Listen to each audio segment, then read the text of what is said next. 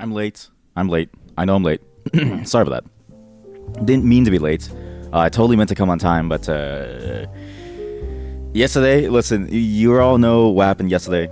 Making a game is hard. My brain was tired, and then I went to shovel snow, and then my body was tired. And I was like, for like the first time in like a long while, both parts of my body were like tired. It's weird because usually when you do brain stuff, right, your brain is tired, but you can't stop working your brain. Like your brain is always on until it sleeps. So you get into this like catch-22 where it's like you want to sleep, but you can't sleep because your brain won't sleep. But your brain won't sleep because it can't sleep. Because it literally is physically impossible for it to just rest, right? So you get into this like mood where it's like, oh, you get so many things on your mind, just like thinking about things. And I was thinking about the game the entire time while I was shoveling, because I still don't know what skills I really want to have, or even like what gameplay mechanics I want to have, right? But thankfully, the shoveling knocked me out, and then I had a good dream about me being in like a My Hero Academia thing, which is cool. I almost died. I had to sacrifice my life for the rest of the class, and I realized when I woke up, I was like, that is the dumbest thing I've ever done. The only good thing about it was that my wife was safe because she was in my dream. But I'm not sacrificing my life for the rest of the classroom. That seems like a very foolish thing to like do. Which is funny because it's like, it's I would do it for some people, which is my wife, but not anyone else. But yeah, we're going to be doing something very, very important today. Today is a very special day. Today is, it was a couple days ago. A couple days ago, the Astra Libra DLC released. So, fully out. Cave of the Phantom Mist. This is going to be a weird one. Apparently, you play as the baker's daughter. And it goes into like that whole Phantom Fog demon, which I didn't even realize was like an actual plot character. It just seemed very like, I don't know, out of nowhere. It's one of those like one of those contrived characters that came out of nowhere during the story of the main game. So I'm curious to see how it kind of goes from here on out. I was kind of hoping for a continuation, but I guess they're saving that for a proper sequel, which is great. I'm very curious to see how this DLC goes, because there's also apparently new gameplay mechanics. I didn't spoil myself too much on it, so we're gonna have a good surprise, I think, when we get into it. In terms of other topics, there was one thing that I was thinking of that has been floating in my mind for a while. I don't know if you guys ever have this. I guess it depends on if you're like a multicultural person, right? But or like if you just don't live in the West, there's a lot of art out there that is just not a part of like Western standards. Like what's popular in the West is usually like a very small subset of things, right? Like I don't know, what's I don't know, like think of any poppy song on like, TV, or that's used in movies and stuff, like just very popular music right now in America. As well as like a certain style of music that is like Western music almost, right? It's weird how it's an evolution of like, taking a bunch of disparate types of music and then meshing it together into one giant mash of like songs and then making like a whole song genre from that. But it's interesting because at least for me and where I'm from, my home country is taking a lot of those same notes and basically just making carbon copies of that music. And it's weird because my wife and I have had this discussion a couple of times, and she has more insight into it than I do because she's much more connected in that sort of realm, in the world of like showbiz. Basically, she mentioned that like a lot of the styles of like filmography and music production that you see, it's usually all like a template that you have, right? It's why actually if you go to a club in anywhere in like where I'm from, they almost always have the exact same beat playing every single time. It is the exact same backing beats every single time, right? Because it is like the standard DJ beat, and I don't know why it's like even a standard. It's fascinating to sort of see that, I guess, like awkward phase of music growth, right? Because we're starting to see more and more different kinds of music. But if you look at what's like very popular there, it's like the music is very formulaic, extremely formulaic, perhaps more so than like Western music in like many different ways, or at least in very overt ways that you can hear very, very easily. It's not even like a sliding scale thing. They don't even change like the octave or the key or anything. It's literally just the same hard style beats on every single song. Nearly every single song has the same hardstyle beats or the same classical. I forgot the name of the instrument in English, but I guess the closest example that I can think of is a shamisen. So if you know what a shamisen is, I don't know the English name for our culture's instrument, but it sounds very similar but very different too. Because ours is like a single string, but or you have a beat that's like based on like that kind of like instrumental sound, right? Doing the entire notes, or doing the entire set of notes. It's a very fascinating look into a nascent music industry that is starting to get a foothold and starting to understand what makes it, right? It's weird because even back then, the most popular style of, or like some of the most popular style of music back then was like balsa and like very traditional music. Like it's like the musical, I guess, like variety only really got really good within the last like 10 to 15 years, right? And even then, it's still lacking like many different ways. It's gonna be interesting to like see, because now we're seeing more and more people from my home country that are in different kinds of groups. Like they're in like, you know, the most popular K-pop groups, but they're doing K-pop, right? And it's like it's. I wonder how much of that is gonna feed back into like, you know, the musical landscape back where I'm from. I see it now in like dramas and like stuff. There's so many dramas are based off of like the template of like what is a K-drama, which isn't bad, but they definitely took a lot of the cliches too. And I kind of wonder like how do you make something that like is actually new, and how do you foster that sense of new, right? Sorry, my throat is so like thing because of breakfast. And I've always wondered the answer to that question, because technology there is getting more and more advanced. Quite literally advanced, in the sense of like most people are now getting like their first technological piece of device. There's still a lot of people out there who don't have phones or computers, guys. So whatever that Blizzard guy said, do you guys not have phones? That's not always true. But the market is slowly growing there. But also just in general, the entire industry for like tech is like growing a lot there. And there's a lot of investment into these like more practical things. But I always wonder like how much they're gonna invest into the cultural side of things, and like why places don't invest more into the cultural side of things.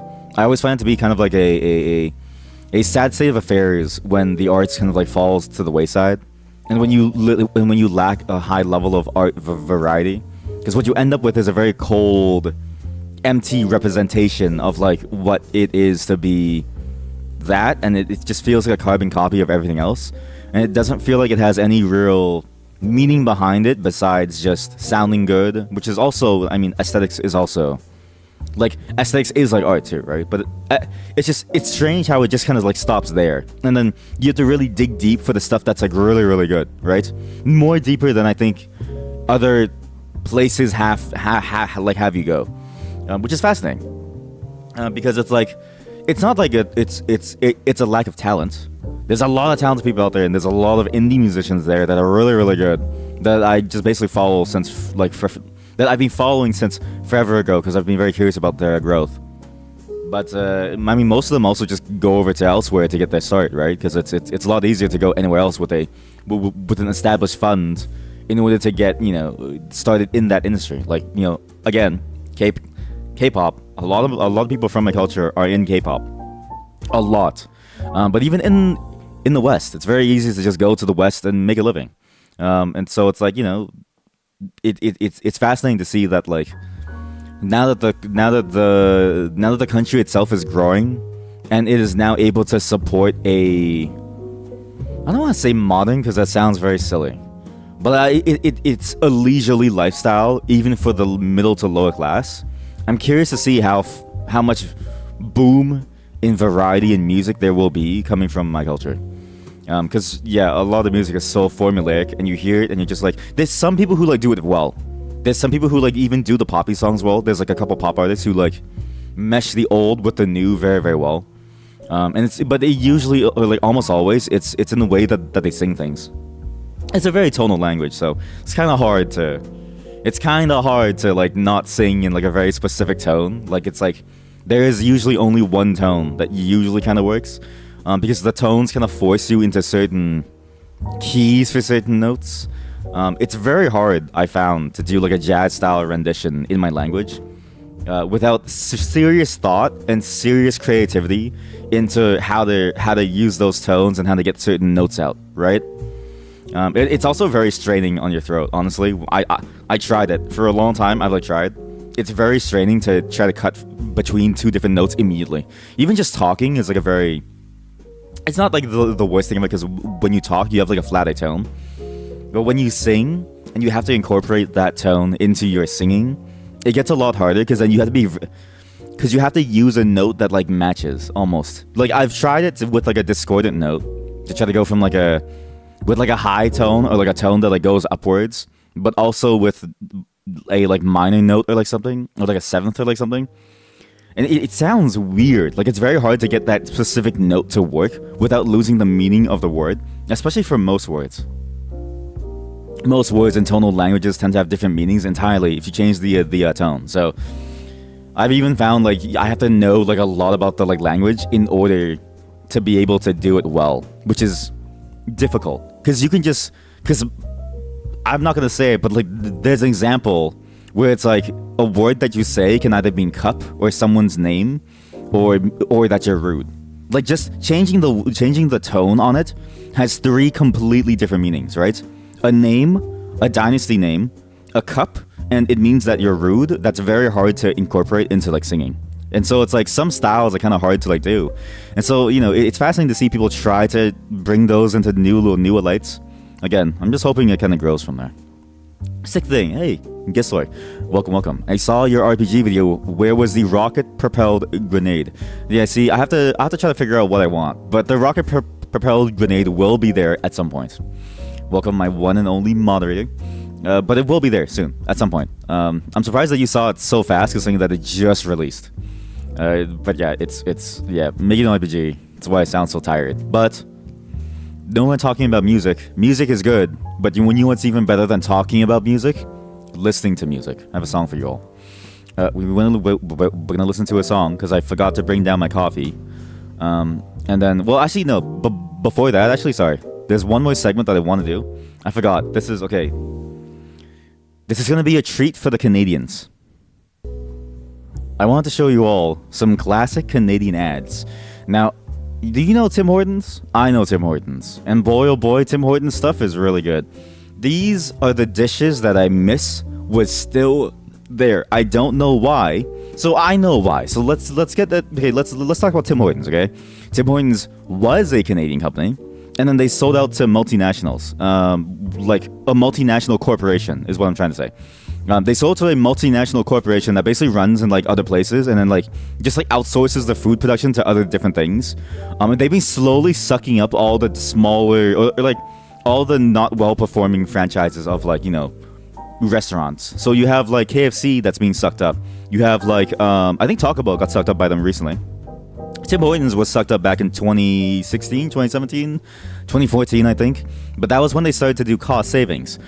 It's sad because Tim Hortons was a Canadian classic, and they used to do a lot of cool things. Now, I talked to my coworkers, and they were like, "Yeah, back when I was younger, because they're older than me, a lot older." I am almost always the youngest person because I started so early. People in my industry start at my age now. I skipped all of that because I just went right into it. So it's weird being the youngest person. But you learn that back then Tim Hortons used to have a fresh baker always in house. He used to do everything in like house, and it was so good back then. You were able to go in, get something nice, hot and fresh. The coffee used to come from a very good like brand.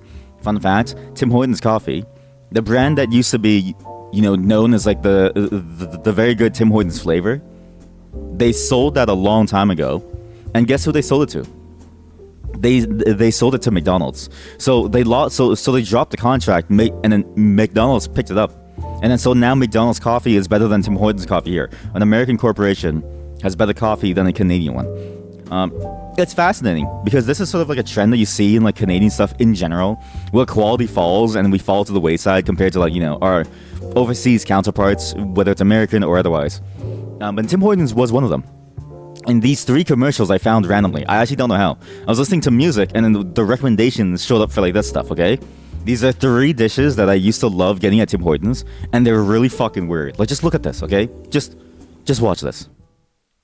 This is a Tim Hortons bread bowl. Hey, you think that's something? One time in high school, I ate 12 cheeseburgers at one time. 12! Yeah, well, when I was in college, I ate 30 hard-boiled eggs. 30 hard-boiled eggs! At lunch, I ate a great bowl of chicken stew. Chicken stew.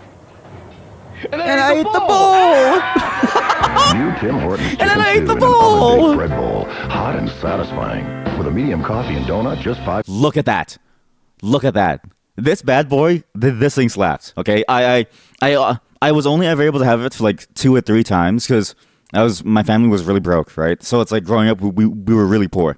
But the few times that I had it, me and my sister loved this shit. Like me and my sister, we would save up money, and then we would get this bread bowl and we would share it, right? We would have a donut. We would get a Boston cream donut, share it in like half. We'd share half the like bowl, and when it came down to the bread, oh, it was so good. And this was prepared fresh. Right? Well, not like super fresh. A lot of the ingredients were frozen and like reheated, but still, it was fresher than most anything else. And you got the bread, and then you were able to like break the bread up to like dip into it. It was so good. 49. Come home for lunch at Tim Hortons. And then I ate the bowl. Okay, no one cares, Tim. Shut up. Okay, but that was a great dish. Another dish that I really wish that Tim Hortons brought back was a chicken salad sandwich. Okay. Everyone that I talk to has no clue that this thing existed. It's funny. I feel like I'm in a Berenstein Bears situation with these 3 dishes, okay? The bread bowl, the chicken salad sandwich, and the egg salad sandwich. Everybody that I know that I talk to is like, Stick, what the fuck is a chicken salad sandwich? My wife was like, what is a chicken salad sandwich? This is a chicken salad sandwich. So, what do we think? I like the new flavor. Tasting a smidgen of clover honey. It must be the lighter kind. I'm a big fan of Dijon. You know, it was the Romans who... You know what's really popular around this like time? Cooking shows, Iron Chef, Master Chefs, like, was it Hell's Kitchen or something? introduced table mustard as a condiment. It's a honey Dijon chicken salad sandwich. It's just a sandwich, man. Introducing Tim Hortons' new Honey Dijon Chicken Salad Sandwich. Enjoy it with a donut and medium soft drink. A donut? With a donut and a medium soft drink for like $5. How's the new flavor? Come home for lunch at Tim Hortons. Nowadays, getting something like this. Okay, first off, chicken salad sandwich doesn't exist anymore. You get one flabby piece of meat just across the entire thing, slathered in like balsamic, whatever, vinaigrette, I think. It tastes very, very poor. And then on top of that, you have just like I don't know how to describe the bread. The outside is hard as a rock. The inside feels mushy and wet and almost like paste, like dough. It's weird. It's like you know what it is? It feels a lot like overcooked yet undercooked bread at the same time. It actually is the Tim Hortons paradox. They have paradoxical bread. It's very, very bad. And another one that I really miss from their menu as well, egg salad sandwich. This as well, I don't know why this wasn't as popular, but when they discontinued this, I started going to Coffee Time, which if you don't know, Coffee Time was like a much weaker, like Tim Hortons ripoff, basically. And I always felt like it was a very, I don't know, it felt very like low quality in the way that they prepared things. And it's sad because I thought, you know, maybe they could have had something. They could have had a foothold had they just kept advertising their food as like the alternative to Tim Hortons. Now that Tim Hortons was throwing away their identity, like I don't know why they didn't do like a PC versus Mac style ad where it's like, I'm Coffee Time and this is Tim Hortons and my sandwiches are better than theirs. Because boy, oh boy, I miss this egg salad sandwich so much. Oh, look, traffic. By the way, just like listen to his voice line. Why did she do this? Why did the actor make that noise? Why did the actor make this noise? I don't know why. To this day, I don't know why. Like, I want to read the script for this because I don't think the script said moan like you just took the fattest shit of all time. I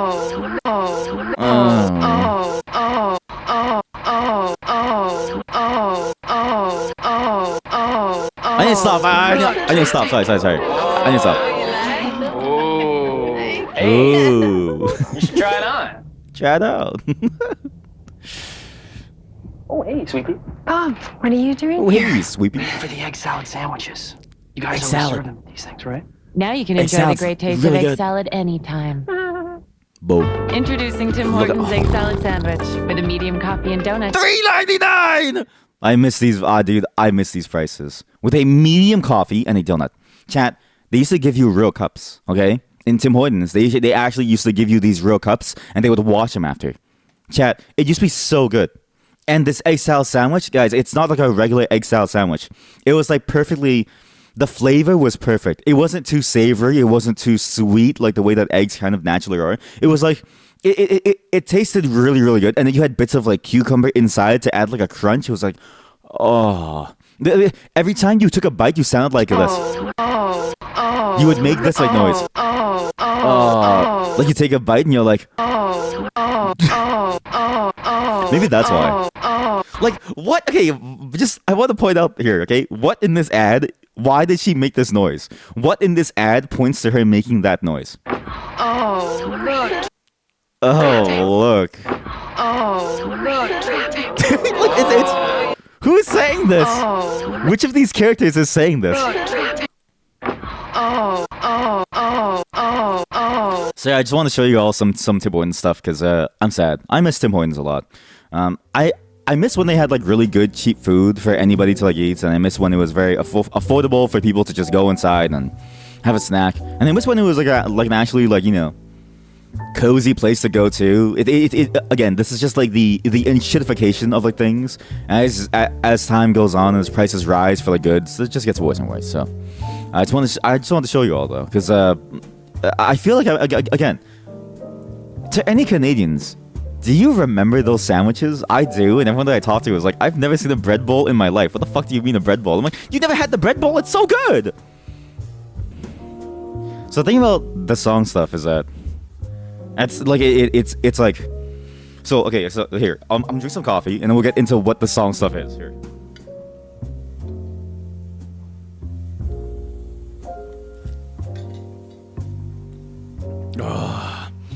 There was discounted like pre-made coffee, which is great. The problem with song stuff and the reason why it always takes so long to do is because I don't like the idea of using songwriters and I don't like covers. To me, it's not that like covers are bad, but to me, I don't like appreciate covers in like a way that would make it, I guess, like true to what I want to do, right? It's not that I don't like singing songs, right? Or like, playing songs. Like I really enjoy playing and singing certain songs. Like, a Glimpse of Us by Joji is a really, really fun song to play and like just get into because it's a very emotional ballad, right? But it's not me, you know what I mean? Like it's like a forced emotion on me. And so it's kind of hard.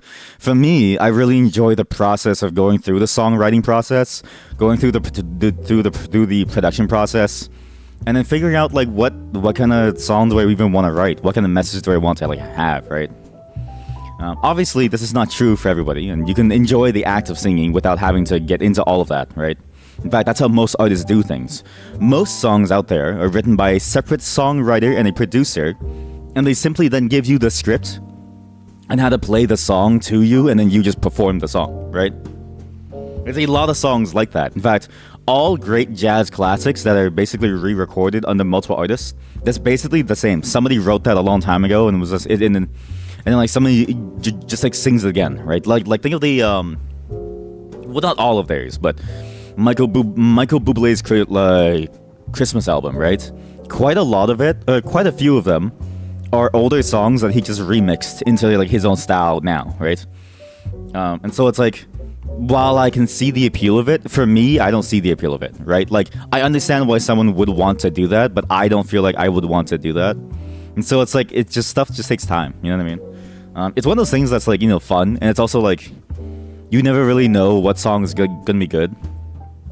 I think one thing that one thing that it's funny to always tell people is that like, I usually have like 100 or something ideas, and out of all of them, I'll maybe pick like one once every like year, because it's like I have no clue if it'll work, right? Some of them are really goofy. Like I'm currently working on like a remix using my dog's barks as beats.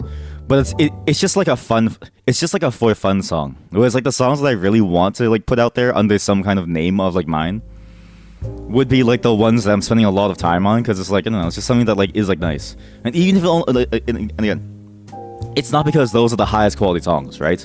The key is that it's something that I want to like do and put out there. The key is always, what do you want out of it? And so even if it gets like one view, I literally don't care, right? Because it's like, I did it and I put it out there and it's great. Like for me, it's great. You know what I mean? So, but yeah, like music stuff will just take time. I mean, all of the things I do and that I'm planning for the stream, the reason why it takes so long is because I try to put a lot of effort into them. But I'm like one single person. Listen, chat, I don't think you guys understand here. I'm one single person trying to make a VR chat world so that we can all read together live. And one single person trying to put together a like mind map web survey so that you can all sign into your Twitch account and then so we see how many of you have shared interests and how many of you I need to call the police for, right?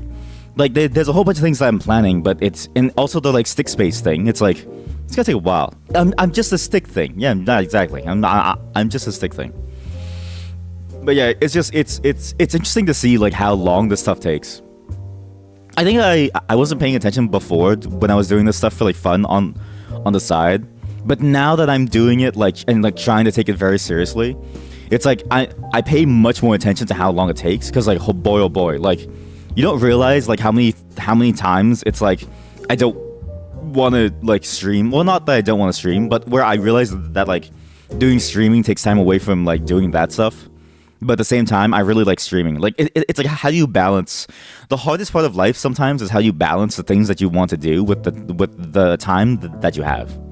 So we're gonna see how it goes from here on out. But that's enough talking. We're gonna go right into Astro Libra before I get gas here. Okay, just give me a moment.